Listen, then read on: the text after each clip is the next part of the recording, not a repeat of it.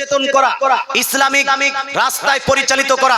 এবার ক্লাবের তরফ থেকে নিজেই ওই ছেলেরাই যদি গান বাজনা করে, তাহলে বলুন তো ভাই, আমি নিজেই যদি গান বাজনা করি, তারপরে আপনাদেরকে বলি যে গান করিয়েন না, মানবেন আমাকে? হ্যাঁ বলুন, মানবেন না। তো আমাকে ডাকলে তো ছেলেরা, এই যুবকরা, এবং ওরাই যদি গান বাজনা করে, তাহলে মানুষ বলবে রে ভণ্ড রে, বলবেন এই জন্য বলছি, এখানকার ক্লাবে যতগুলো যুবক তোমরা যখন কাজ করতে পেরেছো এমন যে সবারই থেকে আলাদা, সবারই থেকে ইউনিক কাজ করেছো, তাহলে নিজেকেও পরিবর্তন করার দরকার আছে কি নাই? সমাজ পরিবর্তন হবে তখন যখন সমাজের যুবকরা পরিবর্তন হবে, সমাজ শুধরাবে তখন যখন সমাজের ছেলেরা শুধরাবে, সমাজ শুধরাবে তখন, সঠিক রাস্তায় পরিচালিত হবে তখন যখন সমাজের যুবকরা সঠিক রাস্তায় পরিচালিত হবে। আর সমাজের যুবকরা যদি খারাপ হয়ে যায়, সমাজ খারাপ হবে না? হবে না? হবে কি হবে না? এই বৃদ্ধ মানুষ যারা আছেন, বয়োজ্যেষ্ঠ যারা আছেন, এরা বৃদ্ধ বয়োজ্যেষ্ঠ হওয়ার কারণে তো ইবাদত করে, কিন্তু আসল সমাজ পরিচালনা করে কে? এই যুবক বৃন্দরাই। তাই যুবকদেরকে বলছি যে অবশ্যই অবশ্যই তোমাদেরকেও শুধরাতে হবে। কি কি করতে হবে? আজকে যুবকদের প্রসঙ্গে আলোচনা, কি কি করতে হবে। তো আল্লাহ তাআলা কোরআনুল মাজিদ ফুরকানুল হামিদের মধ্যে আল্লাহ তাআলা বলছেন, সূরা বাকারা আয়াত নাম্বার 208 এর মধ্যে, ইয়া আইয়ুহাল্লাযীনা আমানু উদখুলু ফিস-সিলমি কাফা। আল্লাহ তাআলা বলছেন, হে আমার বান্দা বান্দীরা, ও হে আমার বান্দা বান্দীরা, উদখুলু ফিস-সিলমি কাফা, তোমরা ইসলামের মধ্যে পুরোপুরি ভাবে প্রবেশ করে যাও। জোরে বলেন সুবহানাল্লাহ। সুবহানাল্লাহ। ইসলামের মধ্যে পুরোপুরি ভাবে প্রবেশ করো।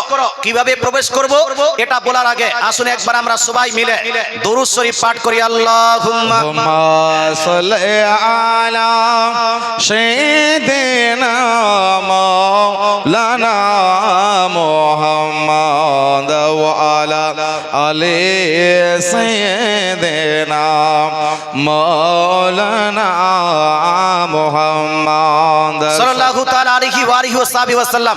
আল্লাহ তাআলা কোরআনুল মাজিদ ফুরকানুল হামিদের মধ্যে বলছেন, হে আমার মুমিন বান্দারা, তোমরা ইসলামের মধ্যে পুরোপুরি ভাবে প্রবেশ করে যাও, অর্থাৎ খাঁটি মুসলমান হয়ে যাও। আচ্ছা বলেন তো, আমরা সবাই মুসলিম হই কি হই না ভাই? হ্যাঁ বলুন, মুসলিম না? আমরা সবাই মুসলিম, we all are মুসলিম। কিন্তু বলুন তো, আপনাদের মধ্যে খাঁটি মুসলিম কে? খাঁটি মুসলিম, পিওর মুসলিম, কমপ্লিট মুসলিম কে? মুসলমান।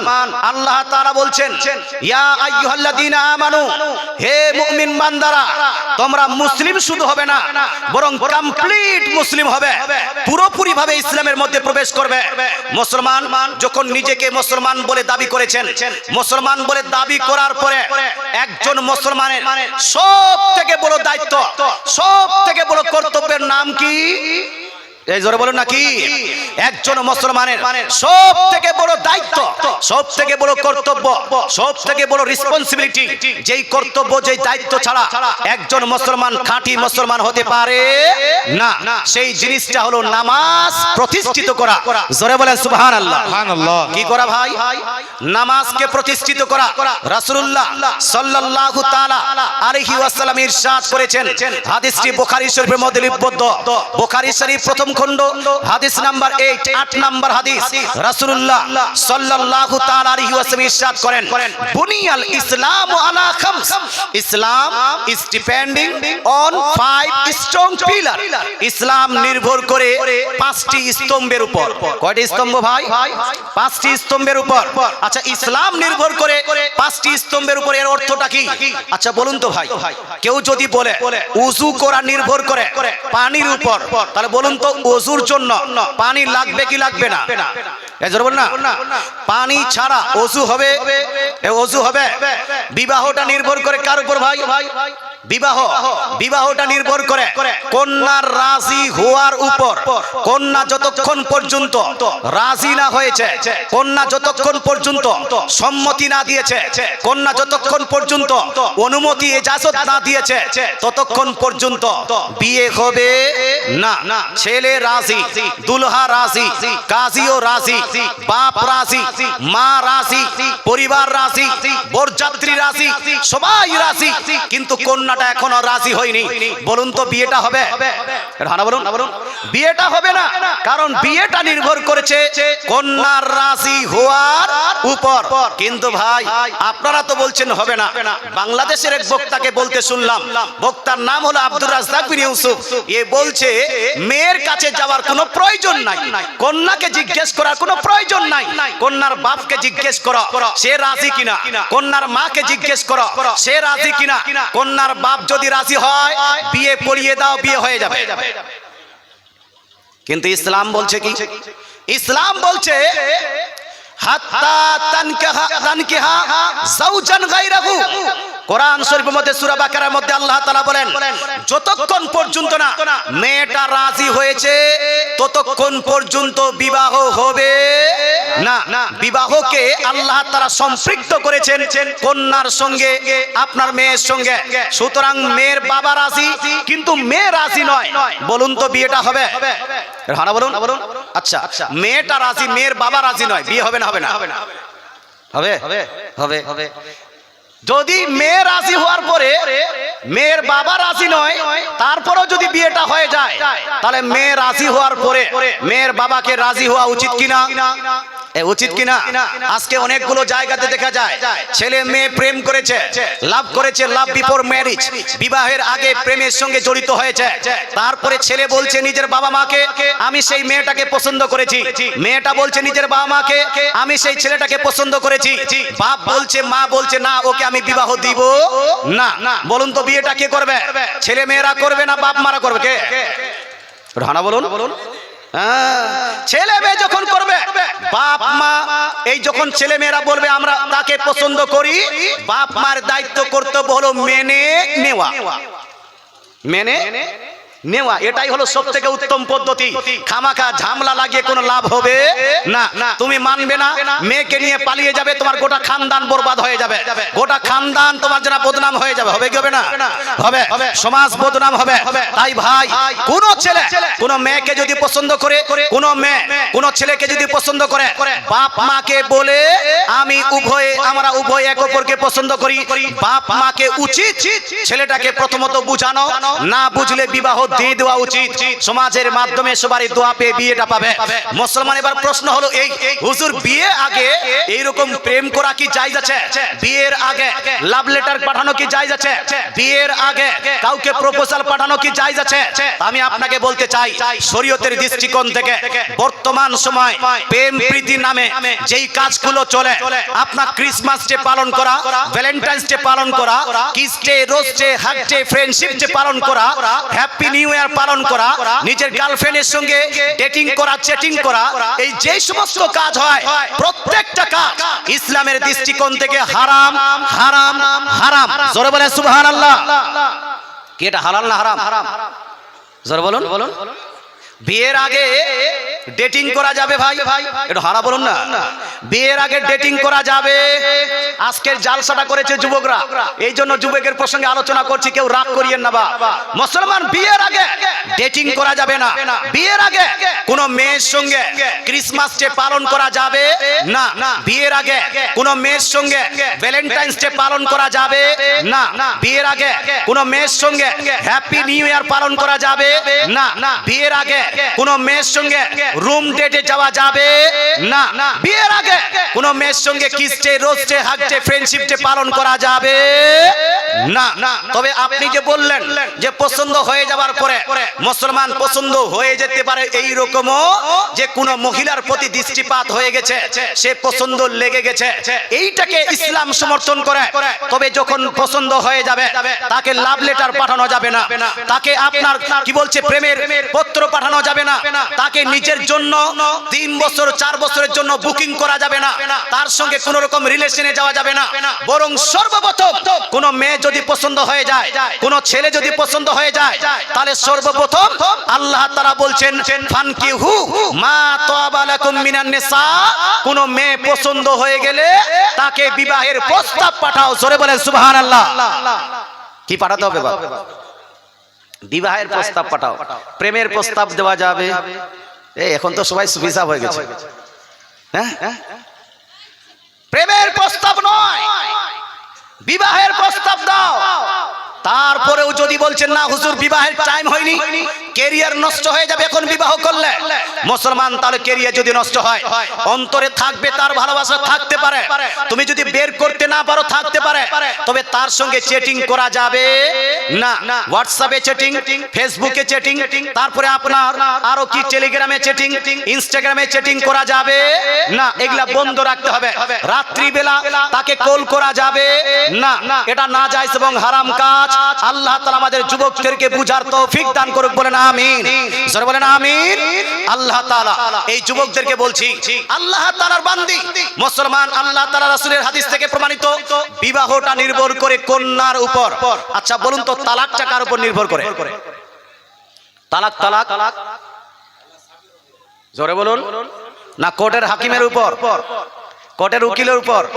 আজকালকার মেয়েরা দেখবেন স্বামীর উপর রাগ করেছে, ঝগড়া করে নিয়েছে, বা অন্য কোন ছেলের সঙ্গে মন্টুর বাপের সঙ্গে লাইন মেরেছে, তারপর মন্টুর বাপ কিছু অফার দিয়েছে, এই নিজের স্বামীকে বাদ দিয়ে মন্টুর বাবার সঙ্গে পালিয়ে যায় কি যায় না? যায় কি যায় না? মন্টু কারণ নাম হলে রাগ করিয়েন না বাপ, এখানে আমি এমনিতে মেনশন করছি।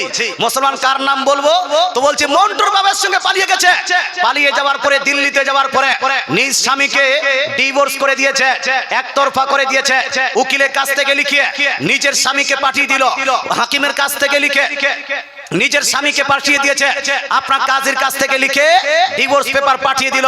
স্বামী গ্রহণ করলো না না করলো ব্যাপারটা আলাদা, কিন্তু আমার প্রশ্ন হলো মেয়েটা নিজ স্বামীকে যে তালাক দিয়ে অন্য কোন ছেলেকে বিবাহ করলো, এই বিয়েটা হবে না হবে না? এই বিয়েটা হওয়া না হওয়া নির্ভর করছে মেয়েটার ডিভোর্স কমপ্লিট হয়েছে কি হয়নি, মেয়েটার ডিভোর্সটা গ্রহণযোগ্য হয়েছে কি হয়নি, তালাকটা গ্রহণযোগ্য হয়েছে কি হয়নি। এবার আপনাকে প্রশ্ন করতে চাই, তালাক নির্ভর করে কার উপর? কার উপর? যে ছেলের উপর না মেয়ের উপর, স্বামীর উপর না কোর্টের হাকিমের উপর, কার উপর? আল্লাহ তাআলা কোরআনুল মাজিদ ফুরকানুল হামিদের মধ্যে ইরশাদ করেন, সূরা বাকারা আয়াত নাম্বার 237 এর মধ্যে আল্লাহ তাআলা বলছেন, বিয়াদিহি উকদাতুন নিকাহ, হে আমার বান্দা বান্দিরা শুনে নাও, বিবাহের বন্ধন, বিবাহের অধিকার, তালাক বিবাহে ভঙ্গনের অধিকার একমাত্র রয়েছে স্বামীর হাতে। জোরে বলেন সুবহানাল্লাহ। কার হাতে? স্বামীর হাতে। স্বামী যতক্ষণ পর্যন্ত তালাক না দিয়েছে মেয়েটার তালাক হবে না। রাসূলুল্লাহ হাদিসের মধ্যে ইরশাদ করেন, হাদিস শরীফ পদ আছে সুনান ইবনে মাজাহ মধ্যে, রাসূলুল্লাহ বলছেন আত-তালাকু লিমান আখাযা বিস-সাক, তালাক দেওয়ার অধিকার একমাত্র হলো সেই পুরুষের যেই পুরুষের জন্য নারীর উরু স্পর্শ করার অধিকার আছে।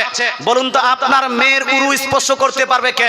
কোর্টের হাকিম, কোর্টের উকিল, কোর্টের কাজী? নো, একমাত্র আপনার জামাই ছাড়া অন্য কেউ এই উরু স্পর্শ করতে পারবে না। রাসূলুল্লাহ বলছেন যে যার জন্য উরু স্পর্শ করার অধিকার আছে একমাত্র সেই তালাক দিতে পারে। আব্দুল্লাহ বিন উমর বলেছেন একমাত্র সেই স্বামী, সেই আপনার পুরুষই তালাক দিতে পারবে যার জন্য সহবাস করা আপনার জায়েজ আছে, সহবাস করা যার জন্য জায়েজ তার জন্য তালাক দেওয়া যায়। এবার আপনাকে বলতে চাই, বলুন তো ইসলাম শরীয়তের অনুযায়ী, কোরআন এবং হাদিসের অনুযায়ী কোর্টের হাকিম যদি তালাক দেয় তালাকটা হবে ভাই? একটু হানা বলুন, তালাক হবে? হবে না। কোর্টের উকিল যদি তালাক দেয় তালাক হবে? হবে না। কোর্টের যদি কাজী তালাক দেয় তালাক হবে না। তদ্রূপ যদি কোনো মহিলা তালাক দেয় স্বামীকে, এই তালাকটাও গ্রহণযোগ্য হবে না। ইসলাম অনুযায়ী তালাক নির্ভর করে স্বামীর উপর। স্বামী যতক্ষণ পর্যন্ত তালাক না দিয়েছে তালাক হলো না। এবার এই যে মন্টুর বাবার সঙ্গে বিবাহ করে নিল, অথবা অনেকগুলো আপনার পুরুষ আছেন নিজের মেয়েকে আপনার জামাইকে বলছেন তালাক দেন, জামাই যখন তালাক দিচ্ছেন না আপনি নিজেই মেয়েকে নিয়ে কোর্ট থেকে তালাক নিয়ে এসেছেন। এই রকম যতগুলো তালাক হয়েছে কোর্ট থেকে একটাও তালাক হয়নি। একটাও তালাক না হওয়ার কারণে অন্য জায়গায় যে বিবাহটা হয়েছে এই বিবাহটা হয়নি। এই বিবাহ যদি না হয় তাদের সঙ্গে যে মিলামিশা হয়েছে এটা হারাম হবে। ওই মিলামিশাতে যদি কোনো সন্তান হয় ওই সন্তানটা হালালি হবে বাবা, হালালি হবে না। কিন্তু সমাজে এইরকম লোক পাওয়া যায় কি যায় না?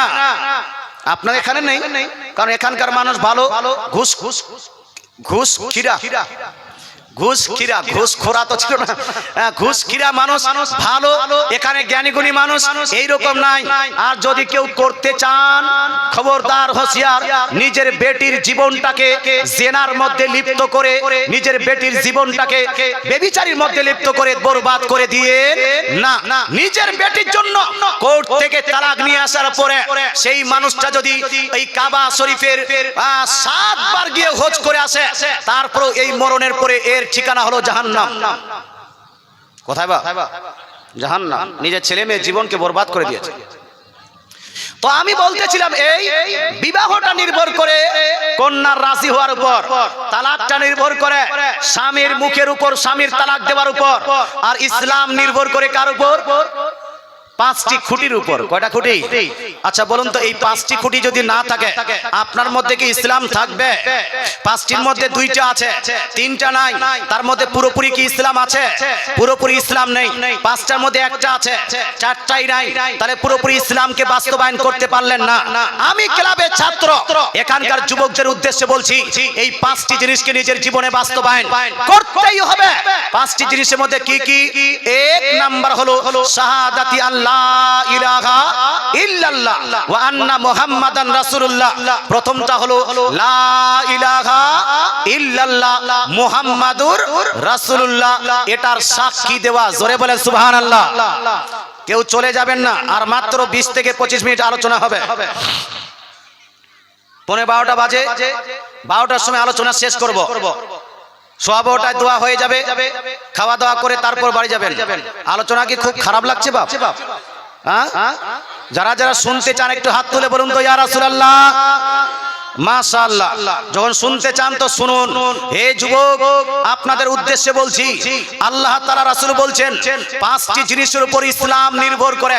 তার মানে ইসলাম যদি নিজের জীবনে বাস্তবায়ন করতে চান 5টি জিনিস লাগবেই লাগবে। এর মধ্যে প্রথম জিনিসটা হলো লা ইলাহা ইল্লাল্লাহ মুহাম্মাদুর রাসূলুল্লাহ, এটাকে নিজের জীবনে বাস্তবায়ন করা, এটার সাক্ষী দেওয়া। আচ্ছা বলুন তো, শুধু লা ইলাহা ইল্লাল্লাহ বললে চলবে? এর হানা বলুন। শুধু লা ইলাহা ইল্লাল্লাহ বললে চলবে না।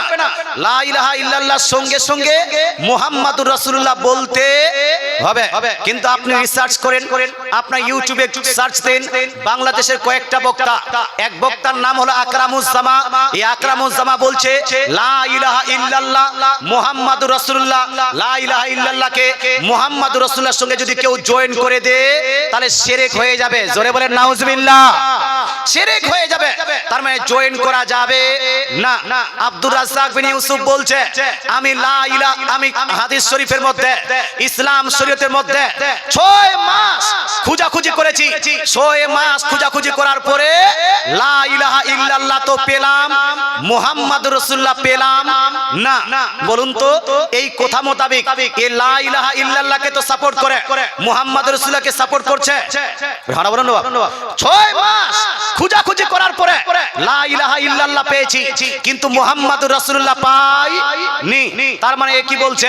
লা ইলাহা ইল্লাল্লাহ পড়ো, মুহাম্মাদুর রাসূলুল্লাহ পড়ার কোনো দরকার নাই। এদের কথা মোতাবেক কেউ যদি লা ইলাহা ইল্লাল্লাহ পড়ে সে মুসলমান হয়ে যাবে, কেউ যদি আল্লাহকে মানে মুসলমান হয়ে যাবে।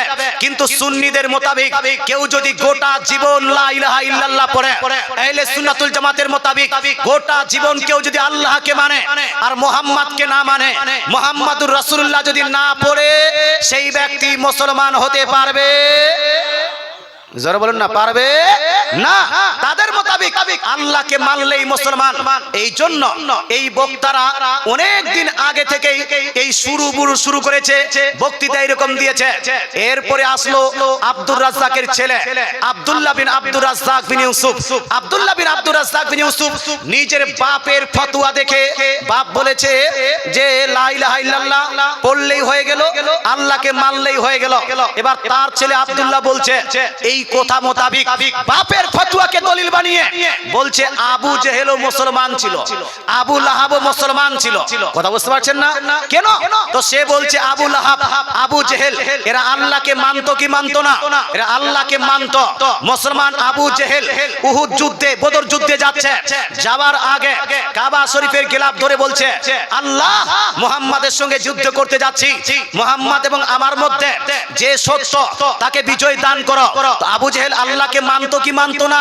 আব্দুল্লাহ বলছে যেহেতু আবু জেহেল আল্লাহকে মানতো, লা ইলাহা ইল্লাল্লাহকে স্বীকার করত, এই জন্য আবু জেহেলও মুসলমান, আবু লাহাবও মুসলমান।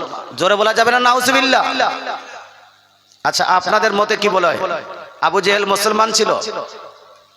বলছে যে আমাদের মতো মুসলমান। হ্যাঁ, সম্মানিত মুসলিম সমাজ, আহলে সুন্নাতুল জামাত বলে খবরদার, হোশিয়ার, মুহাম্মদ সাল্লাল্লাহু আলাইহি ওয়াসাল্লামের উম্মতের মধ্যে সবথেকে বড় কাফির হলো আবু জেহেল আর আবু লাহাব। এদেরকে মুসলমান বলা যাবে না। যদি তারা আল্লাহকে মানে, শুধু আল্লাহকে মানলে চলবে না, কারণ আল্লাহ তাআলা রাসূল বলছেন ইসলামের 5টি খুঁটি, এর মধ্যে সবথেকে প্রথম খুঁটিটা কি? আল্লাহ তাআলাকে শুধু নয়, আল্লাহ রাসূল বলছেন লা ইলাহা ইল্লাল্লাহ মুহাম্মাদুর রাসূলুল্লাহ, এর সাক্ষী দেওয়া, লা ইলাহা ইল্লাল্লাহর সাক্ষী দিতে হবে, মুহাম্মাদুর রাসূলুল্লাহ এটারও সাক্ষী দিতে হবে। লা ইলাহা ইল্লাল্লাহ মুহাম্মাদুর রাসূলুল্লাহ পুরো কলমাটা পড়তে হবে, তাহলেই মুসলমান হবে। বলুন তো আবু জেহেল পুরো কলমা পড়েছিল? এই একটু হানা বলুন না বাবা। আবু জেহেল পুরো কলমা পড়েছে, মুহাম্মদকে রাসূল মেনেছে, আবু লাহাব মুহাম্মদকে রাসূল মেনেছে। সুতরাং আবু জেহেল আবু লাহাবকে কেউ যদি মুসলমান বলে, এ নিজেই মুসলমান বলার কারণে কাফির হয়ে যাবে। কথা বোঝা গেল? লা ইলাহা ইল্লাল্লাহ মুহাম্মাদুর রাসূলুল্লাহ, এটা বুখারীতে আছে। সুতরাং এটাকে 6 মাস ধরে খোঁজাখুঁজি করার পরও পাইনি, এই কথা বলা যাবে না। লা ইলাহা ইল্লাল্লাহ মুহাম্মাদুর রাসূল আছে কোথায়? লা ইলাহা ইল্লাল্লাহ মুহাম্মাদুর রাসূলুল্লাহ বুখারী শরীফে আছে, মুসলিম শরীফের মধ্যে হাদিস নাম্বার আপনার কি বলছি 133 এর হেডলাইনে লা ইলাহা ইল্লাল্লাহ মুহাম্মাদুর রাসূলুল্লাহ আছে। জালালাইন শরীফে লা ইলাহা ইল্লাল্লাহ মুহাম্মাদুর রাসূলুল্লাহ আছে। তাবরানী শরীফে লা ইলাহা ইল্লাল্লাহ মুহাম্মাদুর রাসূলুল্লাহ আছে। মাজমাউ যাওয়াইদে লা ইলাহা ইল্লাল্লাহ মুহাম্মাদুর রাসূলুল্লাহ আছে। মুস্তাদরাক লিল হাকিমে লা ইলাহা ইল্লাল্লাহ মুহাম্মাদুর রাসূলুল্লাহ আছে। বাইহাকি শরীফের মধ্যে লা ইলাহা ইল্লাল্লাহ মুহাম্মাদুর রাসূলুল্লাহ আছে। পৃথিবীতে আল্লাহ তাআলা যখন আরশকে সৃষ্টি করেছিলেন, এই আরশের চৌকাঠে লিপিবদ্ধ করেছেন লা ইলাহা ইল্লাল্লাহ মুহাম্মাদুর রাসূলুল্লাহ। জান্নাতকে যখন আল্লাহ বানিয়েছেন, জান্নাতের গেটে নবীজি লিখে দিয়েছেন, আল্লাহ তাআলা লিখে দিয়েছেন লা ইলাহা ইল্লাল্লাহ মুহাম্মাদুর রাসূলুল্লাহ। কাল কিয়ামতের মাঠে উত্তপ্ত ময়দানে কঠিন আসবে দিনে যখন হাহাকার হবে, সমস্ত উম্মতি সেখানে উঠানো হবে, সেই সময় আমার রাসূলুল্লাহর হাতে একটা পতাকা থাকবে, যেই পতাকার নাম হলো লেওয়ায়ে হামদ পতাকা। এই আপনার হাদিসটি ইমাম আহমদ বিন হাম্বল 10 লাখ হাদিসের গবেষক আপনার ফাযাইলে সাহাবা হাদিস নাম্বার 1133 এর মধ্যে লিপিবদ্ধ করছেন রাসূলুল্লাহর ওই পতাকায়, যেটা হাসরের ময়দানে রাসূলুল্লাহ নিয়ে থাকবেন। সেই পতাকায় 3টি লাইন লিপিবদ্ধ থাকবে। প্রথম লাইনে লিপিবদ্ধ থাকবে বিসমিল্লাহির রহমানির রহিম, দ্বিতীয় লাইনে লিপিবদ্ধ থাকবে আলহামদুলিল্লাহি রাব্বিল আলামিন, আর তৃতীয় লাইনে লিপিবদ্ধ থাকবে লা ইলাহা ইল্লাল্লাহ মুহাম্মাদুর রাসূলুল্লাহ। এবার আপনি বলুন তো লা ইলাহা ইল্লাল্লাহ মুহাম্মাদুর রাসূলুল্লাহ আছে কি নাই? জোরে বলেন আছে কি নাই? তো যেই মৌলবীরা, যেই সম্প্রদায়ের মানুষেরা লা ইলাহা ইল্লাল্লাহ মুহাম্মাদুর রাসূলুল্লাহকে বাদ দিতে চায়, তাদেরকে সাপোর্ট করা যাবে? তাদেরকে সাপোর্ট করা যাবে? যাবে না। কেন? রাসূলুল্লাহ একদিকে, গোটা দুনিয়ার মাস্টার ডাক্তাররা একদিকে, রাসূলুল্লাহ একদিকে, গোটা দুনিয়ার মৌলবী মুন্সিরা একদিকে। একজন মুসলমান যাবে কোন দিকে? তো মুসলমানের স্লোগান হবে দয়ার নবী যেই দিকে আমরা আছি, কোরআন হাদিস যেই দিকে, সুন্নি মুসলমান মুসলমান সেই দিকে পৃথিবীর মধ্যে 73টি ফিরকা আছে। রাসূলুল্লাহ বলছেন মাই উম্মাহ will be divided into 73 groups, আমার উম্মতি 73টি ফিরকায় বিভক্ত হবে। Everyone will enter in the hell fire of almighty Allah, প্রত্যেকটা যাবে জাহান্নামে, বাট অনলি ওয়ান, একটা যাবে জান্নাতে। রাসূলুল্লাহকে জিজ্ঞেস করা হলো মাল ওয়াহিদা, ইয়া রাসূলুল্লাহ ওই একটি জান্নাতি কে, ওই ফিরকাটা কে, ফিরকাটা কে জান্নাতে যাবে? রাসূলুল্লাহ বলছেন who will follow my Sunnah and Sunnah my beloved কম্পেনিয়নস, যেই ফিরকার মানুষেরা আমার এবং আমার সাহাবীর সুন্নতকে মানবে, ফলো করবে, তারা হবে জান্নাতি। জোরে বলেন সুবহানাল্লাহ। মুসলমান পৃথিবীর মধ্যে 73টি ফিরকার মধ্যে একমাত্র সুন্নি জামাতের মানুষেরা রাসূলুল্লাহ এবং সাহাবীর ফলো করে, রাসূলুল্লাহ এবং সাহাবীকে আনুগত্য করে, বাকি কেউ করে বাকি কেউ করে না। উদাহরণস্বরূপ আপনাকে একটা লা ইলাহা ইল্লাল্লাহ বলছি, মুসলমান আপনাকে বলতে চাই আজকের অনেকগুলো মানুষ আছে যারা রাসূলুল্লাহ সাল্লাল্লাহু আলাইহি সাল্লামকে আনপড় বলে কি বলে না, রহানা বলেন না, বলে না। রাসূলুল্লাহ নাকি আনপড় ছিলেন, রাসূলুল্লাহ নাকি লিখতে জানতেন না, রাসূলুল্লাহ নাকি পড়তে জানতেন না, রাসূলুল্লাহ সাল্লাম নাকি আপনার ইলিটারেট আনএডুকেটেড ব্যক্তি ছিলেন। মুসলমান এটা কিছু মানুষের ধারণা হয়। বাংলাদেশের মিজানুর রহমান আজহারি পর্যন্ত বলছে রাসূল করিম সাল্লাল্লাহু আলাইহি ওয়াসাল্লাম আলিফ বা তা সা জানতেন না, লেটার অফ আরবিক লেটার জানতেন না, 1 2 3 4 এটা জানতেন না, লিখতেও জানতেন না, পড়তেও জানতেন না। কিন্তু আমি আপনাকে জিজ্ঞেস করতে চাই আপনার ধারণা কি, আমার ধারণা কি, রাসূলুল্লাহ পড়তে জানতেন কি জানতেন না? জোরে বলেন না বাবা। জানতেন কি জানতেন না? লিখতে জানতেন কি জানতেন না? লিখেছেন কি লিখেননি?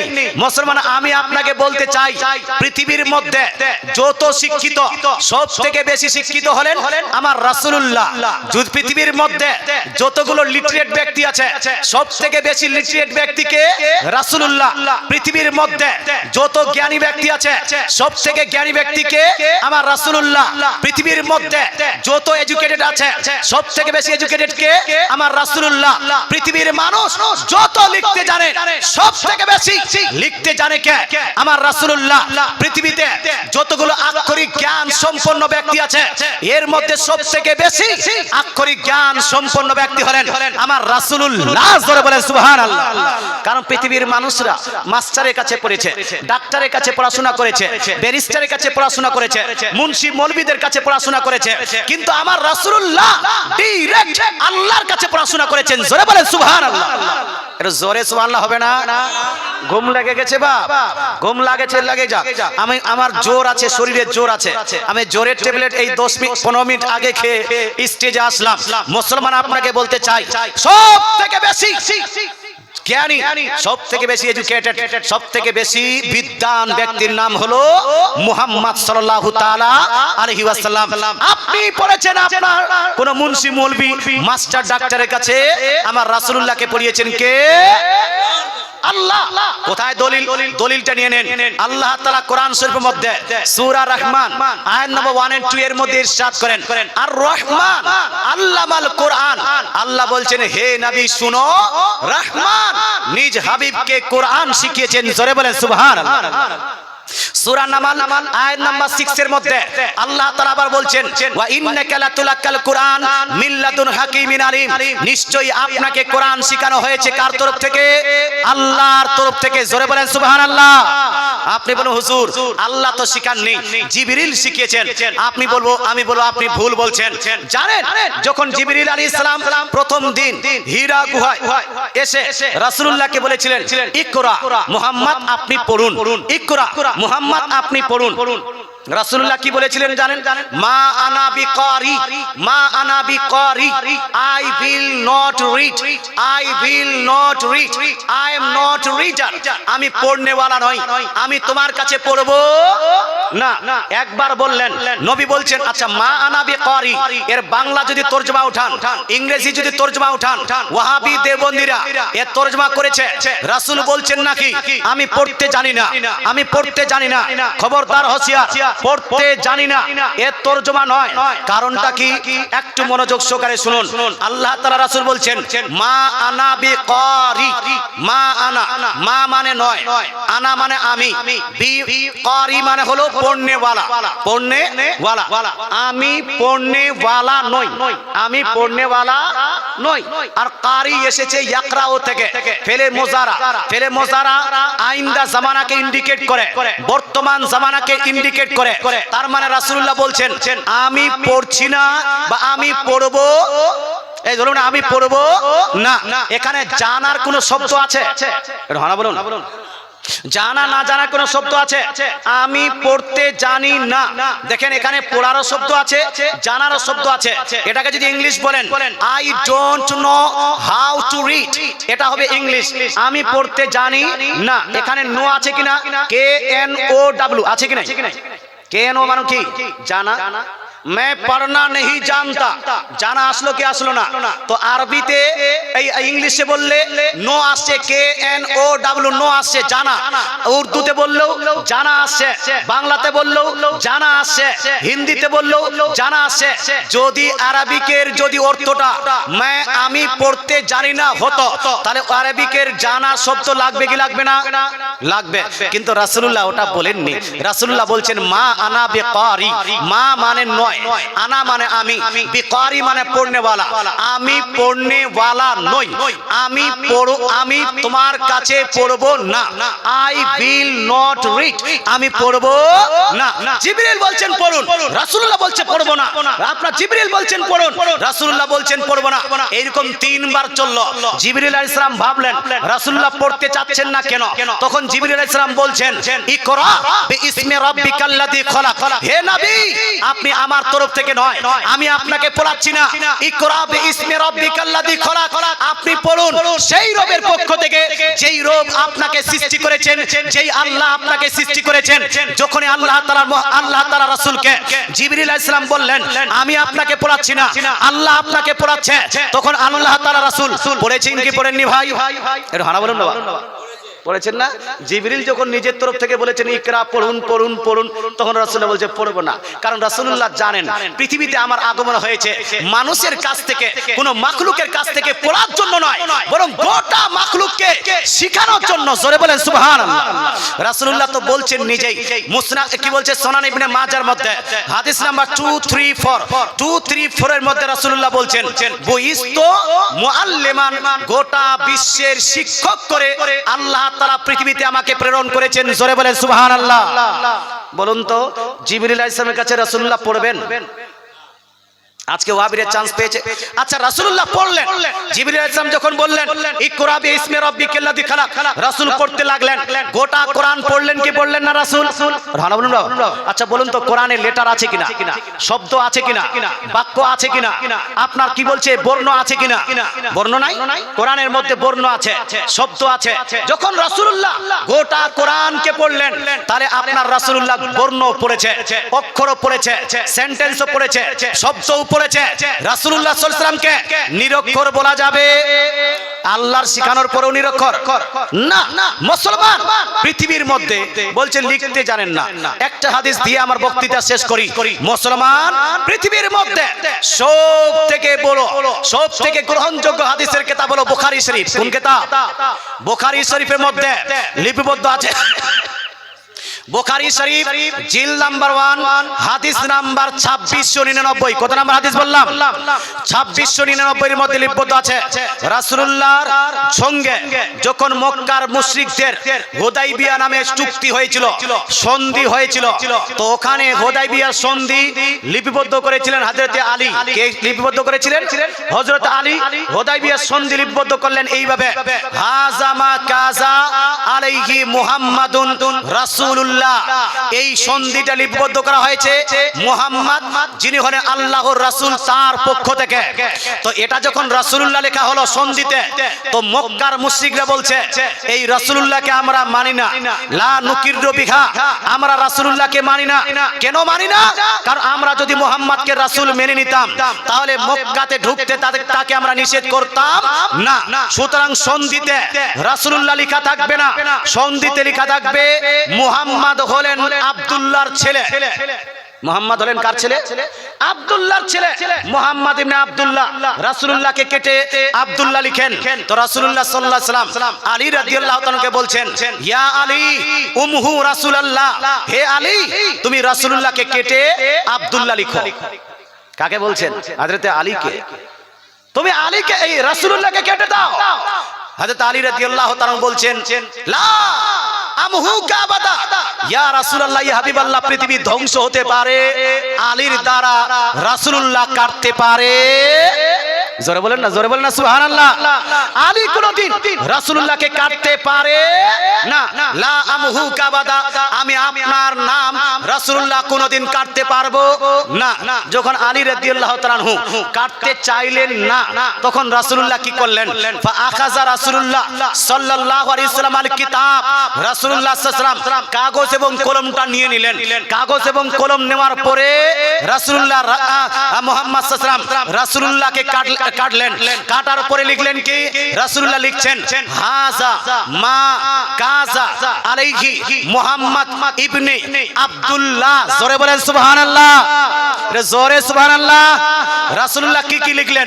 রাসূলুল্লাহ লিখলেন হাযা, তারপরে লিখলেন মা, তারপরে লিখলেন কাযা মুহাম্মদ ইবনে আব্দুল্লাহ। বলুন তো ভাই, রাসূল যদি লিখতে না জানতেন, হুদায়বিয়ার সন্ধি আমার রাসূলুল্লাহ লিখলেন কি করে? জোরে বলেন সুবহানাল্লাহ। তাকবীর, নারায়ে তাকবীর, নারায়ে রিসালাত, উলামায়ে আহলে সুন্নাত, মাসলাকে আলা হযরত মুফতি সাহেব কিবলা। সম্মানিত মুসলিম সমাজ, বিশ্বের মধ্যে সবথেকে গ্রহণযোগ্য হাদিসের কিতাব হলো বুখারী। এই বুখারী শরীফ প্রথম খণ্ড হাদিস নাম্বার, প্রথম বললাম হাদিস নাম্বার বাব ভুলে গেছে 2699। এখন এই গুগল থেকে সার্চ করে দেখেন, মুহাম্মদ সাল্লাল্লাহু আলাইহি ওয়াসাল্লাম লিখেছেন হাযা মা কাযা মুহাম্মদ ইবনে আব্দুল্লাহ। আচ্ছা, নবীজির নাম কি ছিল বাপ? নবীজির নাম কি? আমাদের নবীর নাম কি? মুহাম্মদ। সিগনেচার কাকে বলা হয়? সিগনেচার কাকে বলা হয়? সিগনেচার বলা হয় নিজের নাম লেখাকে, নাকি ভাই? হ্যাঁ, না বাপের নাম?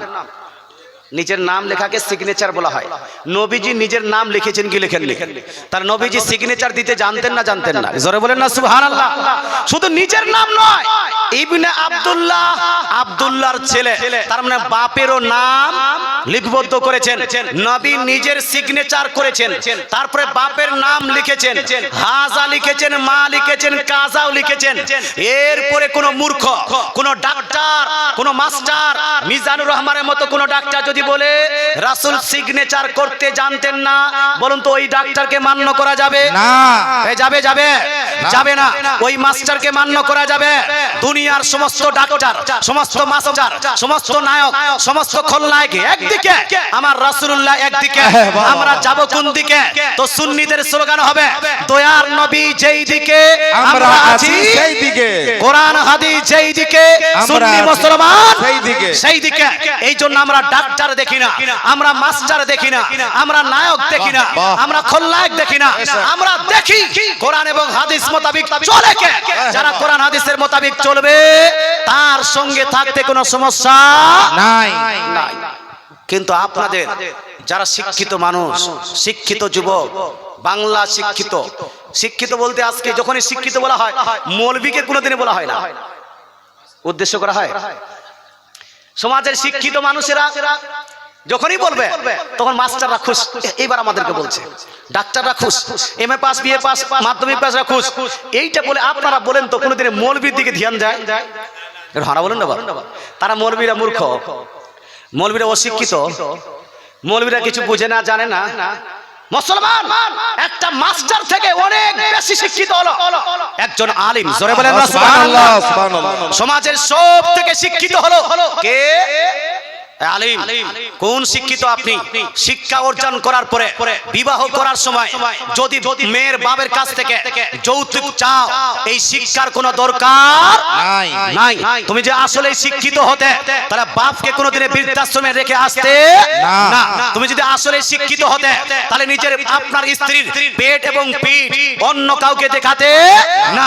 তুমি আসলে যদি শিক্ষিত হতে, তাহলে নিজের মেয়েকে অন্য জায়গায় ডেটিং, আপনার কি বলছে, ডেটিং করতে দেখে চুপ থাকতে না। মুসলমান আপনাকে বলতে চাই, আজকে গান বাজনা করে কে এই আপনার তথাকথিত শিক্ষিত আপনার কি বলছে নাচ গান করে কে এই তথাকথিত শিক্ষিতরাই আজকে যৌতুকের হার বাড়িয়েছে কে এই তথাকথিত শিক্ষিতরাই। এরা কি অ্যাকচুয়াল শিক্ষিত? এটা হানা বলুন না, এরা অ্যাকচুয়াল শিক্ষিত নয়। অ্যাকচুয়াল শিক্ষিত কে? জোরে বলুন। বলছে তো কষ্ট লাগছে মৌলবীকে শিক্ষিত বলতে, কোনোদিনে বলিনি তো, প্রথমবার বলতে হচ্ছে, একটু অসুবিধা লাগছে। শুনুন, আলিম সমাজ এখন তো আরো বেশি শিক্ষিত, এরা এরাবিক শিক্ষা অর্জন করে, দুনিয়াবি শিক্ষা অর্জন করে। আপনাদের গ্রামে মাস্টার পাস কয়টা হবে, এমএ পাস কয়টা হবে, আপনার এমফিল পাস কয়টা হবে, পিএইচডি পাস কয়টা হবে? পিএইচডি কয়টা আছে বলুন তো? আপনাদের এই ঘুষকেরাতে পিএইচডি কয়টা আছে? আচ্ছা আছে কেউ? হানা বলো না জি, ঢুকে ঢাকি পিএইচডি করা কি আপনার লুকিয়ে থাকে নাকি? ও ঢুকে ঢাকি বলছে, হ্যাঁ পিএইচডি করেছে আর লুকিয়ে আছে বলে আজিমান। পিএইচডি করা আছে কিনা এটা বলতে পারলেন না? আচ্ছা গ্রামে মাস্টার সাহেব আছে কিনা? আছে, মাস্টার আছে। মাস্টার যদি হয়, ওর যেভাবে ফেমাস হয় না, গ্রামে যদি পিএইচডি হতো, ওই আপনার ওই কি বলছে মোরার ওই লোকগুলো বলতে পারতো যে ঘুষকেরাতে পিএইচডি আছে। পিএইচডি হতো সহজ নয়। আমার ছোট ভাইটা পিএইচডি করছে গৌরবঙ্গ ইউনিভার্সিটিতে, আপনার কি বলছে মানিকচক কলেজের প্রফেসর আমার ছোট ভাই। বলতে চাই মুসলমান, আপনাকে বলতে চাই পিএইচডি করা লোক পাওয়া যায় না, এমফিল করা লোক পাওয়া যায় না, জোরের উঠতে এমএ পাস করা লোক পাওয়া যায়, এমএ পাস করার লোক অনেক পাওয়া যায়। কিন্তু বলতে চাই মৌলবীরা তো এখন এমএ পাস হয়ে যায়, হয় কি হয় না? মাদ্রাসাতে আমার নিজের কথা বলছি, আমি মাদ্রাসাতে কারি পাস করেছি, আলিম পাস করেছি, ফাজিল পাস করেছি, মৌলবী পাস করেছি, আপনার কি বলছি কামিল পাস করেছি, তারপরে মুফতির ডিগ্রি নিয়েছি। মুসলমান এটা আপনার আলী মৌলবীগিরিতে করেছি। তারপরে স্কুলের দিক থেকে যদি নেন তাহলে আমি মাধ্যমিক পাস করেছি, উচ্চ মাধ্যমিক পাস করেছি, গ্রাজুয়েট করেছি, কলেজে আপনার টপার ছিলাম। মুসলমান বিএড করেছি, বিএড করার সময় ভালো র্যাঙ্কে আপনি বিএড করেছি। তারপরে এমএ পাস করেছি, এমএ পাসের সময় গোল্ড মেডেলিস্ট হয়েছি। বলতে চাই মুসলমান, তাহলে এতগুলো পড়া আমার বাংলাতেও আছে, এতগুলো পড়া আমাদের আরবিতে আছে। তারপরেও যখন শিক্ষিত সমাজ বলা হয়, ওই মৌলভী সাহেব নয়, মুফতি সাহেব নয়, শুধু আর শুধু আমাদের মাস্টার সাহেব আর ডাক্তার সাহেব। কেন ভাই? আপনাদের গ্রামের ইমাম সাহেবকে দেখবেন, ও দেখবেন কিছু না কিছু পড়াশোনা করেছে, মাধ্যমিক pass, BA pass, MA pass, অনেক ছেলে হয়েছে। অধিকাংশ মৌলভী পাস, মৌলভীরা এখন এমএ পাস করছে, তারপরে এদেরকে শিক্ষিত বলা হয় না। খবরদার, হোশিয়ার, এই ধারণাটা বাদ দিয়ে দেন। এই ধারণা আপনার জন্য ক্ষতিকারক। মুসলমান, এই ধারণা এই জন্য ক্ষতিকারক হচ্ছে কারণ যখনই আপনি মৌলভীকে অশিক্ষিত বলবেন, তখন ছেলেদেরকে, নিজের ছেলে মেয়েকে আর মৌলভী করার ইচ্ছা করবে, মৌলভী করার ইচ্ছা করবে। হ্যাঁ, মৌলভী করেও তো অশিক্ষিত থেকে যাচ্ছে, মৌলভী করে লাভটা কি? এই জন্য মৌলবীদেরকে সম্মান করবেন আর মৌলবীরা মাস্টারদেরকে সম্মান করবে, উভয়ের মধ্যে মহাব্বত থাকবে। আমি বলতে চাই ভাই, যারা মৌলবী, মাস্টার, ডাক্তার, নায়ক, খলনায়ক, আপনাদের সবাইকে বলি, যদি কোনো ডাক্তার, মাস্টার, নায়ক, খলনায়ক রাসূলের বিরুদ্ধে যায়, তাদেরকে আমরা সাপোর্ট করব না। একবার দরুদ শরীফ পড়ুন, আল্লাহুম্মা সাল্লি আলা সাইয়্যিদিনা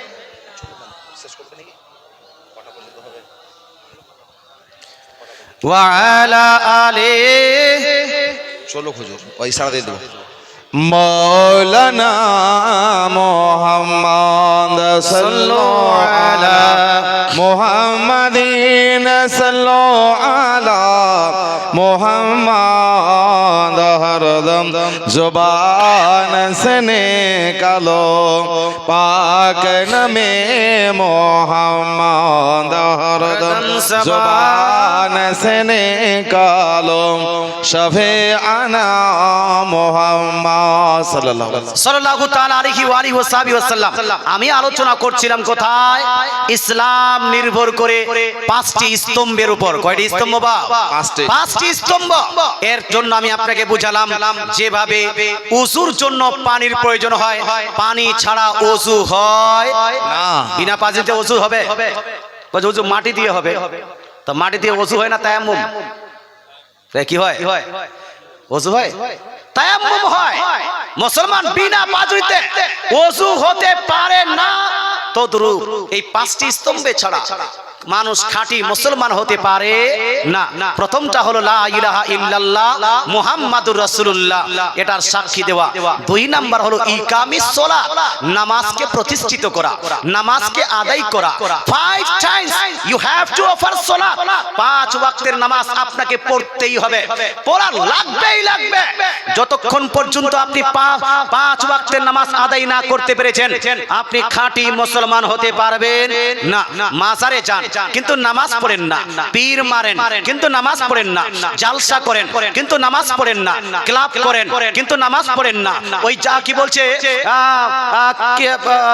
ফাতিহা করেন কিন্তু নামাজ পড়েন না।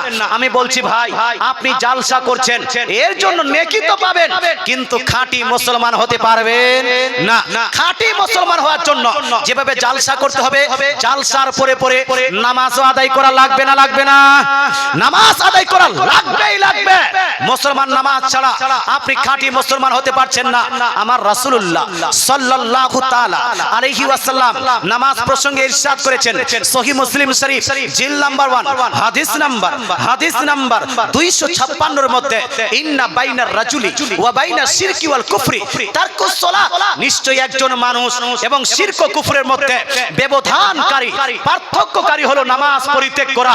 অর্থাৎ যারা নামাজ আদায় করে তারা মানুষের মতো মানুষ হয়ে যায়, আর যারা নামাজ পরিত্যাগ করে এরা কোন দিন যে শিরক করবে আর কোন দিন যে কুফর করবে তার কোনো ঠিকানা থাকে না। রাসূলুল্লাহ সাল্লাল্লাহু তাআলা সাল্লাম যাকে মহব্বত করার আপনি তাকিদ করলেন, আপনারা সবাই যারা যারা রাসূলের সঙ্গে মহব্বত করেন তারা একটু হাত তুলে বলুন তো ইয়া রাসূলুল্লাহ। ইয়া রাসূলুল্লাহ, হাত তো তুললেন সবাই। আমরা রাসূলের সঙ্গে মহব্বত করি, কিন্তু মহব্বতটা কমপ্লিট হবে কখন? ইশক, মহব্বত, ভালোবাসা কখন হবে, কখন মান্য করা যাবে? হাত তুলে যদি মহব্বত প্রমাণ হয়ে যায় তাহলে তো ভাই হয়ে যেত। ইসলামের এতগুলো বিধিনিষেধ হতো হতো না। হাত তুলে যদি মহব্বত কমপ্লিট হয়ে যেত তাহলে এত বিধিনিষেধ আসতো না। মুসলমান আপনাকে বলতে চাই, আল্লাহ তাআলা রাসূল সাল্লাল্লাহু তাআলা আলাইহি ওয়াসাল্লামের সঙ্গে যদি আসলেই আপনি মহব্বত করতে চান, রাসূলুল্লাহ সাল্লাল্লাহু আলাইহি ওয়াসাল্লাম ইরশাদ করেন, লা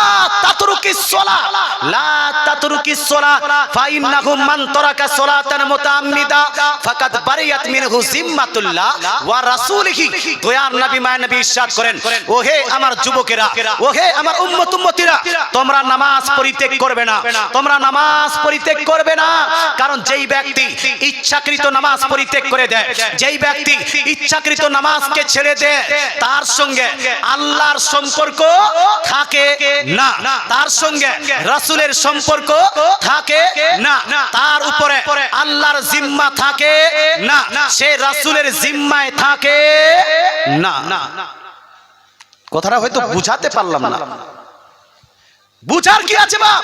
এটা রাসূলুল্লাহর হাদিস। যেই ব্যক্তি নামাজ পড়বে না সেই ব্যক্তি রাসূলের জিম্মায় থাকবে না। তার মানে কি?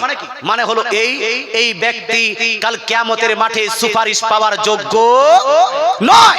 মুসলমান যেই ব্যক্তি নামাজ পরিত্যাগ করবে, এক ওয়াক্তের কেউ যদি জেনে শুনে ছেড়ে দেয়, আল্লাহ তাআলা রাসূল বলছেন সে আল্লাহর জিম্মায় থাকে না। মুসলমান আপনাকে বলতে চাই, এই জন্য তো এত অ্যাক্সিডেন্ট, এত আমাদের ক্ষতি হয়। আল্লাহ তাআলার বান্দা হয়ে যদি আল্লাহর ইবাদত না করেন, নামাজ আদায় না করেন, আল্লাহর সঙ্গে রিলেশন থাকছে না। বলুন তো ভাই, আল্লাহর সঙ্গে যদি রিলেশন না থাকে, রাসূলের সঙ্গে যদি রিলেশন না থাকে, রাসূলের জিম্মায় যদি না থাকেন, তারপরেও আপনি প্রকৃত আশিকে রাসূল হতে পারবেন? একটু হানা বলুন, পারবেন? মুহাব্বত সবথেকে কার বেশি, প্রেমিকার না রাসূলের? যারা বলেন না, ইশক কার বেশি, রাসূলের না প্রেমিকা? একজন প্রেমিকা লাইলি, আমি আপনাদেরকে যুবকদেরকে বোঝানোর জন্য বলছি, গার্লফ্রেন্ড যদি বয়ফ্রেন্ডকে বলে আগামী কাল রাত 8টার সময় বা 10টার সময় ফালা অমুক ঝাড়ির পাশে এসে আমাকে একটা ডেরি মিল্ক দিবে, আমাকে খুব ডেরি মিল্ক খাওয়ার ইচ্ছা করছে, বলুন তো ভাই, ওই ছেলেটা জিহাদ করে হলেও, যদি টাকা না থাকে বাপের পকেট থেকে চুরি করে হলেও ওই মেয়েটার জন্য ডেরি মিল্ক নিয়ে যাবে কি যাবে না? হানা বলুন না বাবা, নিয়ে যাবে। আচ্ছা নিয়ে গেল না, কোনো ছেলে নিয়ে গেল না, তারপরে পরের দিন ওই মেয়েটার কাছে যখন সাক্ষাৎ করবে, মেয়েটা রাগ করবে না করবে না? এই, তুমি আমাকে প্রেমিক করো না, ভালোই বাসো না, তোমাকে বললাম ডেরি মিল্ক খাওয়ার ইচ্ছা আছে, তুমি দিলে, আর বলছে তোমার लिए मैं चांद तोड़ के लाऊंगा, चांद तोड़ने की जरूरत नहीं है, एक डेरी मिल्क चाहिए। বলতে চাই মুসলমান, মহাব্বত তাকেই বলা হয় যার সঙ্গে মহাব্বত, তার কথা মানতে হবে, তার কথা মোতাবেক চলতে হবে। যদি মহাব্বত করার পরে তার কথা মোতাবেক না চলে, মহাব্বত কমপ্লিট হয় না, ইশক কমপ্লিট হয় না, মুহাব্বত কমপ্লিট হয় না, প্রেম কমপ্লিট হয় না। তাই প্রেম রাসূলুল্লাহর সঙ্গে যদি করতে চাও, আর করতেই হবে, কার থেকে বেশি? বাপ মায়ের থেকে বেশি প্রেম রাসূলের সঙ্গে করা লাগবে, প্রেমিকার থেকে বেশি প্রেম মুহাব্বত রাসূলুল্লাহর সঙ্গে করা লাগবে। রাসূল সাল্লাল্লাহু আলাইহি সাল্লাম ইরশাদ করেছেন, হাদিস লিপিবদ্ধ আছে বুখারী শরীফ জিল নাম্বার 1 পেজ নাম্বার 6 এর মধ্যে রাসূলুল্লাহ বলছেন, লা ইউমিনু আহাদুকুম হাত্তা আকুনা হাব্বা ইলাইহি মিন ওয়ালিদিহি ওয়া ওয়ালাদিহি ওয়ান নাস আজমাইন। ইউ কান্ট বি মুমিন unless you love me more than your parents, more than your children, more than your own relative. দয়ার নবী মানবী ইরশাদ করেন, যতক্ষণ পর্যন্ত না আমাকে নিজ মাতা পিতা অপেক্ষা বেশি, ছেলে মেয়ে অপেক্ষা বেশি, নিজ লাভার বিলাবার লাইলি মজনু অপেক্ষা বেশি আমাকে মোহাব্বত না করেছো, ততক্ষণ পর্যন্ত তুমি মুমিন হতে পারো না। বলুন তো ভাই, প্রেমিকার থেকে রাসূলকে বেশি মোহাব্বত করতে হবে না? হবে না? হবে কি হবে না? যদি হয় প্রেমিকার জন্য রাত্রিতে বাপের পকেট থেকে চুরি করে তুমি ডেরি মিল্ক নিয়ে যেতে পারো, তাহলে রাসূলের জন্য নামাজ আদায় করা যাবে কি যাবে না? হে মুসলমান, আমি কাউকে নয়, আমার এই ক্লাবের ছেলেদেরকে যেহেতু আমাকে দাওয়াত দিয়েছে, আমি যদি একে সু উপদেশ না দিই, সুপথ না দেখাই, এই দাওয়াত কবুল করে কোনো লাভ হবে না, শুধু টাকা গোনা হবে, ওই টাকা আমার কোনো কাজে আসবে না, এটা জায়েজ হবে না। এই জন্য আমি এদেরকে we love them, I love them so much।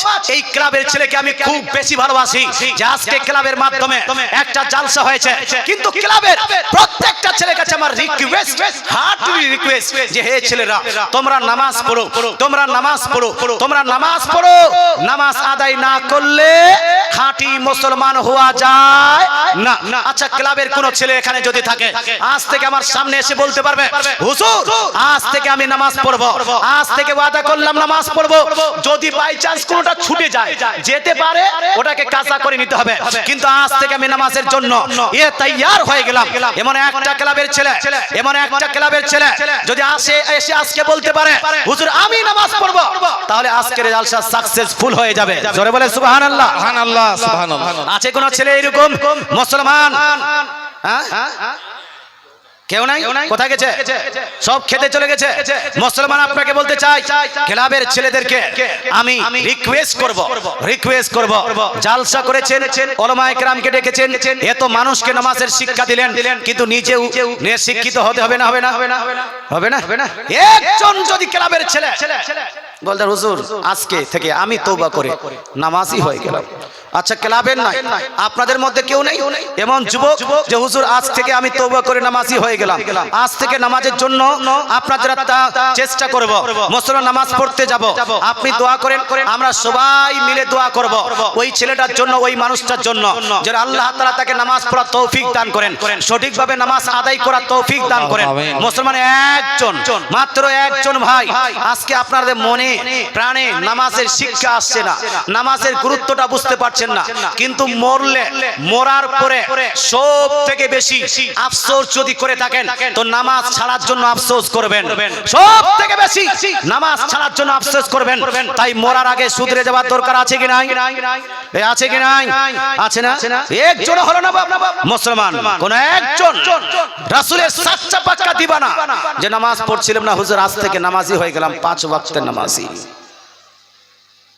একবার দরুদ শরীফ পড়ি, আল্লাহুম্মা সাল্লি আলা সাইয়্যিদিনা মাওলানা মুহাম্মদ ওয়া আলা আলি সাইয়্যিদিনা মাওলানা মুহাম্মদ সাল্লাল্লাহু আলা মুহাম্মাদিন সাল্লাল্লাহু আলা মুহাম্মদ হরদম हरम ज़बान से निकालो पाक नमे मोहम्मद हरदम ज़बान से निकालो शफी आना मोहम्मद সাল্লাল্লাহু তাআলা সাল্লাম। মা বোনরাও খেতে যাচ্ছে, আপনারাও খেতে যাচ্ছেন। 1 মিনিট একটু ধ্যান দিয়ে শুনুন। আমাদের জালসায়, আমাদের গ্রামে নামাজি কম না বেশি? জোরে বলেন। গ্রামে নামাজি কম না বেশি? বেনামাজি বেশি না নামাজি বেশি? কোনটা? বেনামাজি বেশি। বেনামাজি হওয়ার কারণটা কি? আচ্ছা, গ্রামের সব লোক যদি নামাজি হয় তাহলে ভালো লাগবে না লাগবে না? ভালো লাগবে। মুসলমান গুনাহ কমবে কি কমবে না? কমবে। বিয়ে শাদী থেকে ডিজে গান বাজনা হয় এদিকে, হ্যাঁ? এই মুসলমান, বিয়ে শাদীতে ডিজে গান বাজনা হচ্ছে। কোন বিয়ে বাড়িতে যদি ডিজে গান বাজনা হয়, সেই বিয়ে বাড়িতে যাওয়া চলবে রাসূলের নির্দেশ এবং কোরআনের হাদিস কি বলছে, ইসলামের নির্দেশ। যদি কোন জায়গায় গান বাজনা কোন বিয়ে বাড়িতে হয়, মুসলমান হারামকারী কোন বিয়ে বাড়িতে হয়, সেই বিয়ে বাড়ির ভোজে যাওয়া যাবে, নিষিদ্ধ না যায়, চলবে না। যারা সেই বিয়ে বাড়িতে যাবেন সবাই গুনেহগার হবেন, সবাই গুনেহগার হবেন। কিন্তু আমাদের টনক নড়ছে না, আমরা এটাকে মানতে পারছি না। এর কারণটা হলো আমাদের গ্রামে নামাজি কম। যদি নামাজি বেশি হতো, বিয়ের সময় গান বাজনা হতো গান বাজনা হতো না। মুসলমান নামাজি বাড়া যায় কেমন? নামাজি বাড়বে কিভাবে? আমার পূর্বের বক্তা বাপ মায়ের খুব প্রশংসা করলেন, বাপ মায়ের খুব বললেন যে বাপ মায়ের খিদমত করতে হবে। বাপ মায়ের খিদমত না করলে ছেলেরা জাহান্নামে যাবে। বাপ মায়ের হক আদায় না করলে ছেলেরা কোথায় যাবে? জাহান্নামে যাবে। আচ্ছা, বাপ মায়ের হক আদায় করা ফরজ, ছেলে মেয়ের হক আদায় করা ফরজ নয়? কথা বলুন। ছেলে মেয়ের হক আদায় করা ফরজ নয়? মুসলমান আমাদের এখানে মুসলমান যদি 100 এর মধ্যে রিসার্চ করা হয়, 100 এর মধ্যে 60% মানুষ, 60% মানুষ বাপ মাকে দেখে না? দেখে 60% মানুষ বাপ মাকে দেখে। মায়ের অসুস্থ হয়েছে, দিল্লি, বোম্বাই, বেঙ্গালোর পর্যন্ত নিয়ে যায়, যায় কি যায় না? যায়। 60-70% দেখে। কিন্তু আপনাকে বলতে চাই, আমাদের সমাজের মানুষেরা 100 এর মধ্যে 1% মানুষও নিজের ছেলে মেয়ের হক আদায় করে না। কথা বুঝতে পারছেন? হ্যাঁ, 60% মানুষ বাপ মায়ের হক আদায় করে, কিন্তু 1% মানুষও নিজের ছেলে মেয়ের হক আদায় করে না। 40% মানুষ শুধু বাকি ছিল। ওর জন্য বক্তাকে বলছেন বাপ মায়ের খিদমত প্রসঙ্গে আলোচনা করুন। কিন্তু এখানে 100 এর মধ্যে 99% মানুষ নিজের ছেলে মেয়ের উপর অত্যাচার করে, জুলুম করে, তার হক আদায় করছে না। এটা নিয়ে আলোচনা হয় না কেন? এটা আমরা শুনতে চাই না কেন? এবার প্রশ্ন হবে, হুজুর আমরা বাপ মারা ছেলে মেয়ের হক আদায় করছি না কেন? কিভাবে আদায় করছি না? একটা হাদিস পড়ছি, এই হাদিসটা শুনে আপনারা চলে যাবেন, আমি কিয়াম দরুদ সালাম পড়ে দিব। মুসলমান হাদিসটা হলো এই, আল্লাহ তাআলা রাসূল ইরশাদ করেন, সুনান আবু দাউদ, সুনান তিরমিজির মধ্যে হাদিস, রাসূলুল্লাহ বলছেন, মুরু আওলাদাকুম বিস-সালাত ওয়া হুম আবনাউ 7 সিনিন ওয়াজরিবুহুম আলাইহা ওয়া হুম আবনাউ 10 সিনিন। হে আমার উম্মতিরা, তোমার যখন ছেলে মেয়ে 7 বছরের হয়ে যাবে, 7 বছর বয়সের হয়ে যাবে, তখন তাকে নামাজের ট্রেনিং দিতে শুরু করো, নামাজের শিক্ষা দিতে শুরু করো, নামাজের মাসলা মাসাইল শিখাতে শুরু করো, নামাজের জন্য কোরআন পড়াতে শুরু করো, নামাজের নিয়ম কানুন তাকে শিখাতে শুরু করো। কত বছর বয়স হলে?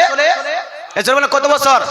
7 বছরে যখন বাচ্চা হয়ে যাবে, নামাজের ট্রেনিং শুরু হয়ে যাবে, তার কোরআন শরীফ শিক্ষা শুরু হয়ে যাবে, সূরা যেন ঠিকভাবে পড়তে পারে, মাসলা মাসাইল যেন জানতে পারে, নামাজের কয়টা ফরজ, কয়টা সুন্নত, কয়টা ওয়াজিব, নামাজের জন্য উযু কিভাবে করতে হবে, সাতর কিভাবে করতে হবে, পর্দা কিভাবে করতে হবে, কোন দিকে নামাজ পড়তে হবে, ইমামের পিছনে সূরা ফাতিহা পড়তে হবে না হবে না, মুসলমান ইমাম আমিন জোরে বলবে না আস্তে বলবে, এই সমস্ত মাসলা মাসাইল আপনার 7 বছর থেকে শিখানো শুরু নামাজের ট্রেনিং দেওয়া 7 বছর থেকে শুরু হয়ে যাবে। 7 বছর 8 বছর 9 বছর 10 বছর 4 বছর কন্টিনিউ ট্রেনিং চলবে, 4 বছর কন্টিনিউ আপনার তালিম চলবে, এর শিক্ষা চলবে। 4 বছরের মধ্যে 4 বছর শিক্ষা দেওয়ার পরেও ওই ছেলেটা যদি নামাজ আদায় না করে, আল্লাহ তাআলা রাসূল ইরশাদ করেন ফাজরিবু আলাইহা ওয়া হুম আবনাউ আশরি সিনিন, বাচ্চা যদি 10 বছর হওয়ার পরেও নামাজ আদায় না করে তাকে মেরে হলেও নামাজ পড়াও। জোরে বলেন সুবহানাল্লাহ। কি ভাই, মেরে হলেও, লাঠি দিয়ে মেরে হলেও নামাজ আদায় করা প্রত্যেকটা বাপ প্রত্যেকটা মায়ের জন্য জরুরি জরুরি জরুরি হলো নিজ ছেলে মেয়েকে 7 বছর 8 বছর 9 বছর 10 বছর 10 বছর নামাজের ট্রেনিং দিতে হবে, নামাজের শিক্ষা শিখাতে হবে। বলুন তো 4 বছর কন্টিনিউ যদি শিখানো যায়, 4 বছর পরে ওই ছেলেটার বেনামাজি হবে? হ্যাঁ বলুন বাবা, 4 বছর পরে ওই ছেলেটার বেনামাজি হবে, ও আর নামাজ ছাড়বে? মুসলমান ও আর নামাজ ছাড়বে না। 4 বছর যদি শিক্ষা দেওয়া হয়, 4 বছরে তার আত্তাহিয়া ঠিক হবে না হবে না? দরুদ শরীফ ঠিক হবে না হবে না? সূরাগুলো মুখস্থ হবে না হবে না? নামাজের মসলা মাসাইল জানবে কি জানবে না? কোরআন শরীফ শুদ্ধভাবে পড়তে পারবে কি পারবে না? কিন্তু একটা বাপ দাঁড়িয়ে বলুন তো যে আমি করেছি এর বড় আমল,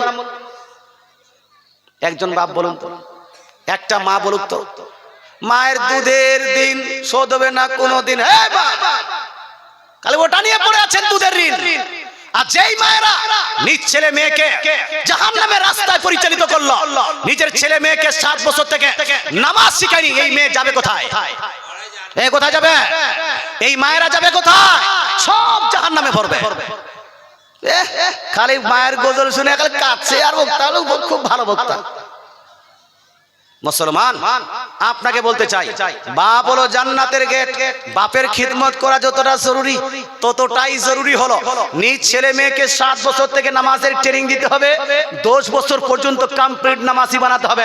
আজকে এতগুলো ছেলের মধ্যে একটা ছেলেও হাত খাড়া করছে না কেন? কারণ এদের অন্তর কালো হয়ে গেছে। এদেরকে ইসলামের শিক্ষা দেননি, এদেরকে আমি কোরআন শিখাননি, এদেরকে ইসলাম এক নামাজের গুরুত্ব শিখাননি, এদেরকে রাসূলের সাচ্চা ইশক শিখাননি, এদেরকে রাসূল আসল ভালোবাসা শিখাননি। এরা কোরআন হয়তো পারে পড়তে জানে না, আম্মা পারা পড়তে জানে না, এই জন্য এই নামাজের দিকে অগ্রসর হতে চায় না। যদি বাপ মারা নিজের দায়িত্ব ঠিকভাবে পালন করত তাহলে শিক্ষকে শিখতো না ভাই, এজন্য শিক্ষকে শিখতো না। আপনি বলছেন হুজুর 7 বছর 8 বছর 9 বছর 10 বছর 4 বছর যদি ওইগুলাই করি তাহলে স্কুল পড়বে কিভাবে? স্কুলে যাবে কিভাবে? স্কুলের পড়াটা তো নষ্ট হয়ে যাবে। আমার 2টা মেয়ে আছে বা আমার 2টা মেয়ে আছে, একটার বয়স হলো 10 বছর আর একটার বয়স হলো 7 বছর। 7 বছরের মেয়েটার নাম হলো কানিস আয়েশা আর 10 বছরের মেয়েটার নাম হলো কানিস ফাতিমা। মুসলমান এই কানিস আয়েশা কানিস ফাতেমার জন্য আমি একজন শুদ্ধ কারি 2000 টাকা বেতন দিয়ে বাড়িতে রেখে দিয়েছি। মুসলমান উনি আসবে সপ্তাহে 4 দিন 2 ঘন্টা করে পড়িয়ে যাচ্ছে, 2000 টাকা করে মাস, 2500 টাকা করে মাস দিয়ে। আবার একটা ম্যাডামকে করেছি, অর্থাৎ মাদ্রাসায় পড়ুয়া একজন ম্যাডাম, ও আসবে 3500 টাকা ও পাবে। আমার মেয়েটা একজন টুয়ে পড়ে, টুয়ে যেই মেয়েটা পড়ে ওই স্কুলে 1 রোল নাম্বার 1। মুসলমান আমার যেই মেয়েটা 5 এ পড়ছে, এই 5 এই 6 এ পড়ছে, এই 6 এর মেয়েটাও এতদিন পর্যন্ত রোল নাম্বার 1 ছিল। আমার মেয়ে স্কুলে 1 নাম্বার, আমার মেয়ে এই হাই স্কুলে 1 নাম্বার। তৎসহ আমার মেয়ে যদি কেরাত শুনেন, এখানে যদি রেকর্ডিং শোনানো যায় হতো আমি আপনাকে শোনাতাম।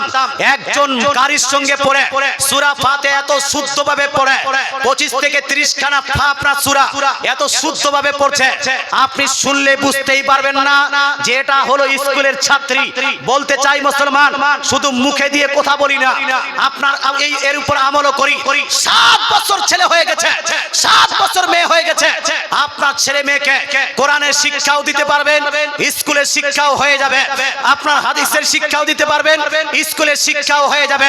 নামাজের ট্রেনিংও হয়ে যাবে, স্কুলের শিক্ষাও হয়ে যাবে। বাপ যদি চায়, মা যদি চায়, ছেলে মেয়েদেরকে নামাজি করতে তাড়াতাড়ি পারবে কি পারবে না? একজন বক্তা তাড়াতাড়ি পারবে না, একজন মুফতি সাহেব তাড়াতাড়ি পারবে না।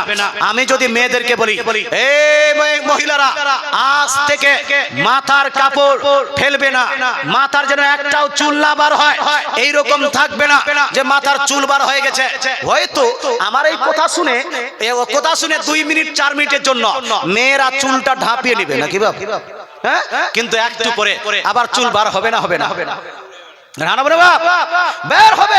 কিন্তু কোন স্বামী যদি বলে, যদি তুমি চুল বার করেছ, যদি তুমি জালসায় গিয়ে বাজারে গিয়ে বাড়ি থেকে বের হয় চুল বার করেছ, তোকে আর খাবার দিব না, তোকে আর আমি রাখবো না, তোমাকে তোমার মায়ের বাড়ি দিয়ে আসবো। একটা পুরুষ যদি বলে তোমার নিজ স্ত্রীকে যে তোমাকে বোরকা পড়তে হবে, তোমাকে হাফ বোরকা পড়তে হবে, তোমাকে হিজাব পড়তে হবে, মেয়েরা পড়বে না, পড়বে না? রানা বলুন, পাগল মেয়ে, পাগল ছেলে আছে, পড়বে না বলছে? হ্যাঁ, আমার স্ত্রী তো কলেজ পড়ুয়া মেয়ে, কলেজ থেকে গ্রাজুয়েট করেছে, আমার সঙ্গে বিয়ে হয়েছে। বিয়ের পর দিন থেকে, বিয়ের দিন থেকে, যেই দিন আমি বিয়ে করেছি, মানুষ লাল টুকটুকে শাড়ি পরায়, আর শাড়ির উপরে একটা পাতলা উড়নি পরায়। কি পরায়? পাতলা উড়নি। এত পাতলা যে মশারির থেকে পাতলা, মচ্ছর মারার জন্য যে মশারিটা ওর থেকে বেশি পাতলা হয় কি হয় না? এটা নিয়ে মেয়েটাকে বাপের বাড়ি থেকে নিয়ে আসে বরযাত্রীর সময়। মুসলমান যারা বরযাত্রীতে যাচ্ছেন, মরেন, মরার পরে 2-4টা উড়া খাবেন, তখন বুঝতে পারবেন বরযাত্রী হালাল না হারাম। আর এরকম পাতলা উনি পরিয়ে হালাল না হারাম। আমি নিজেই যখন বিয়ে করেছি, বিয়ের দিনেও বোরকা পরিয়ে নিজে স্ত্রীকে নিয়ে এসেছি। জোরে বলেন সুবহানাল্লাহ। কলেজ পড়ুয়া মেয়ে, মুসলমান আপনাকে বলতে চাই, কলেজ পড়ার মেয়েও যদি বোরকা পরে, আপনার স্ত্রী আপনি বললেই বোরকা পরবে। কোনোদিন আপনি বলেননি। মেয়েদেরকে আমি দেখেছি, এরা বোরকা পড়তে পছন্দ করে, বোরকা হাফ বোরকা পড়তে ভালোবাসে। কিন্তু আমরা পুরুষরা চাই মেয়েদের চুল যেন দেখা যায়, মেয়েদের যেন ঠোঁট পালিশটা দেখা যায়, মেয়েদের গাল যেন আপনার ফেয়ার লাভলি দেখা যায়, গলার মালাটা যেন দেখা যায়, পাতলা যেন কাপড় পরে হাওয়া খেতে খেতে যেন বার হয়, চুলের জন্য আপনার কি বলছে হাওয়া খেতে খেতে যেন বার হয়, আমার যেন এনজয়মেন্ট হয়। মহিলারা যদি পাতল কাপড় পরে পুরুষের জন্যই করে, যদি চুল বের করে বার হয় পুরুষের জন্যই বার হয়, ঠোঁট পালিশ লাগায় পুরুষের জন্যই বার হয়, হাফ কাট ব্লাউজ পরে পুরুষের জন্যই বের হয়। হানা বলুন না বাপ, কার জন্য? পুরুষ যদি শুধরে যায়, মেয়েরাও শুধরাবে না, শুধরাবে না? এটা হানা বলুন। এটাই লজিক। সবাই খালি মেয়েদেরকে গালি দিচ্ছে যে মেয়েরা খারাপ, মেয়েরা খারাপ। আরে যুবকরা, আমাদের সমাজের যদি পুরুষরা ঠিক হয়ে যায়, মেয়ে আপনি আপ ঠিক হবে না, হবে না? সমস্ত মেয়েরা পুরুষের আয়ত্তে আছে, পুরুষের আন্ডারে থাকে, পুরুষের গার্জিয়ানশিপে থাকে। গার্জিয়ান যদি ভালো হয়ে যায়, মেয়েরা ভালো হবে না, হবে না? হবে না, হয়ে যাবে। তাই ভাই আপনাদের বলতে চাই, স্ত্রীকে ঠিক করুন, নিজের বেটিকে ঠিক করুন, নিজের সন্তান সন্ততিকে জান্নাতের রাস্তায় পরিচালিত করুন। যাই হোক, অনেক আলোচনা হয়েছে, আর আলোচনা বাড়াচ্ছি না। মোটামুটি আপনার পৌনে একটা হতে চললো। মাশাআল্লাহ, সুবহানাল্লাহ। এই আলোচনার মূল সারাংশ আজকে আলোচনার হলো এই যে আমাদের যারা ক্লাবের ছেলে, এদেরকে আমি বারবার বলছি, ক্লাব করেছো ভাই ঠিক আছে, কিন্তু ক্লাবে কোনো রকম যেন হারামকারী না হয়। ক্লাবের প্রত্যেকটা ছেলেকে রিকোয়েস্ট করছি, ছেলেরা আজকে যুবকরা পাঞ্জাবি পরেছে, পায়জামা পরেছে, দেখে এত ভালো লাগছে, এত ভালো লাগছে যে মনে হচ্ছে যে গোটা গ্রাম চেঞ্জ হয়ে গেছে। হয় কি হলি? হানা বলুন বাবা, গোটা গ্রাম মনে হয় চেঞ্জ হয়েছে। এতগুলো ছেলে পাঞ্জাবি পরেছে, পায়জামা পরেছে, টুপি পরেছে, আর একটা সাদা করে সাদা রুমাল দিয়েছে, এত সুন্দর লাগছে। আমি আবার রুমালটা নিলাম, নাড়লাম, এত ভালো লাগছে। এই ছেলেরা যদি সুধরে যায়, নামাজি যদি হয়ে যায়, এই ক্লাবে যদি একটা ইসলামিক লাইব্রেরি করে দেয়, ইসলামিক বই পুঁথি রাখে, বইগুলো নিয়ে যদি রিসার্চ করে, আজকে হানাফি ছেলেরা পড়াশোনা করে না বলে ওয়াহাবি মাস্টার ডাক্তাররা বেশি বাড়াবাড়ি করছে। আমি তো বলছি, যেই সময় সুন্নি ছেলেরা গবেষণা করতে শুরু করে দিবে, সব ওয়াহাবি কবরে চলে যাবে। কথা বুঝতে পারছেন না? সুন্নিরা একবার যদি গবেষণা করে দেয়, মুসলমান আপনাকে বলতে গোটা পশ্চিম বাংলায়, এই যে আমার একটা কালিমউদ্দিন ভাই আছে এখানে, কালিমউদ্দিন ভাইয়ের একাই কমেন্টের কেউ জবাব দিতে পারে না। গোটা পশ্চিম বাংলার মধ্যে যত ওয়াহাবি সবাই আসছে কমেন্ট করছে, যখন জবাব দিতে পারে না তো ফুট করে পালিয়ে যাচ্ছে। এই রকম যদি এই ঘুষখিরা যদি যুবকরা সুন্নি যুবকরা যদি পড়াশোনা শুরু করে, যত বই লাগবে আমরা লেখা করে দিব। মুসলমান পড়াশোনাটি ঠিকভাবে করে 5 ওয়াক্তের নামাজ পড়ে সমাজ শুধরাবে না শুধরাবে না ভাই? এই আপনারা চান কি চান না? যারা যারা চান একটু হাত তুলে বলুন তো ইয়া রাসূলুল্লাহ, মাশাআল্লাহ, সুবহানাল্লাহ। আল্লাহ তাআলা আমাদের সবাইকে সঠিকভাবে ইসলামের খিদমত করার তৌফিক দান করুক, বলেন আমিন। জোরে বলেন আমিন। এই বলে আমার বক্তৃতা টানছি। বক্তৃতার মাঝে কেউ যদি কষ্ট পেয়ে থাকেন ভাই, তাহলে